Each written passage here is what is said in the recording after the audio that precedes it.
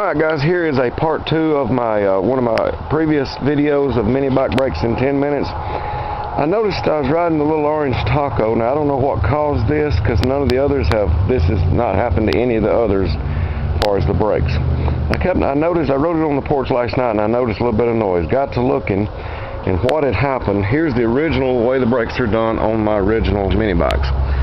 You take a stud, a threaded rod like it's on the other video, screw out one of the side cover plates from your motor, the one that best matches up and lines up with where you'd want the anchor for the brake band to be.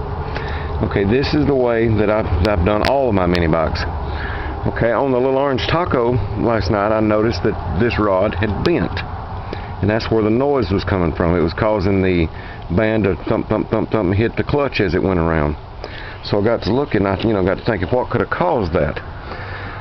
So I noticed that on this motor and the 6.5 Tecumseh motor alike, they've got 4 bolts inside the clutch on the housing that will allow you to bolt up a water pump.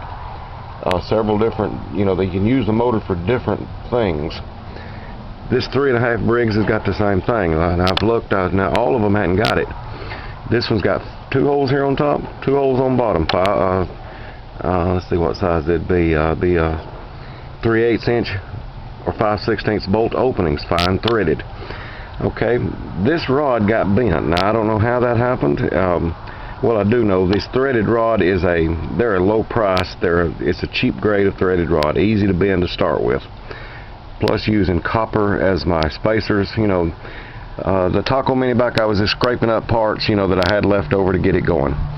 Now, if you take the time to measure on the original brake setup the way I had it originally, if you take time to measure the exact length of bolts you needed, use a grade 8 hardened bolt with metal spacers, even brass, something harder, then this wouldn't have happened. What caused this? I just hit the brakes one time too hard, and when I did, it bent this little threaded rod a little bit. So I thought, well, what other way are they to fix these brakes? And got to look and notice the holes inside the clutch, between the clutch and the motor. Went up to the shop, cut me a piece of flat metal 4 inches long, 4.5 inches long, 1 3/4 inches wide, and it looks like to me from here about an 1/8 inch thick. That's all you need.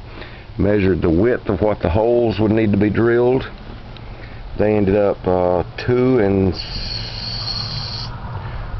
7/16 width. So I took me a center punch chisel, measured it off, drilled them. Then back here at the back where the anchor rod would be where this part would come in, drilled a 3/8. I drove a 3/8 inch hole there with a 2.5 inch grade 8 hardened bolt to create the anchor. You can see here where I put the original little 1/4 inch bolt back into place right here. That was the one where the stud was screwing into it. So what this did, it just done away with this type anchor right here for your brake band. There's no bending this. You won't bend this. This would be more like a factory setup of a brake system, one that you'd expect to see from where liability is concerned. Now, using good material here, like I told you, a grade 8 hardened bolt, proper length, metal spacers, this would have never happened. It hasn't. Odd that it hasn't happened on any of the others. You can see the Taco is still set up the same way. Nothing's bent on it. But there's several. Just wanted to share this with you, that there are many different ways to do these brakes. This is just a second idea. I want to give people the idea, show them that it can be done other ways. There's other ways to do it other than this. But this will sure enough end any bending. No more bending here. Something will break. The cable will break on the brake lever. The band itself will break before that'll bend. Well, there you go, folks. Get you a real good look at it. Very simple to make that. It didn't take me but about 15 or 20 minutes to come up with this whole system. That included painting it, giving it time to dry. There you go. It just does away with this little bracket. Just simply does away with the way the original threaded rod would go in. And like I showed you there, see, there's the original little screw that I put back in place that holds the side cover on the motor. Hope you like it. If you have the trouble with them bending like this one did, Might take a look at doing it that way. Nothing to it. You have a good day. Hope this taught you something, because it sure taught me something. Have a good day. Adios.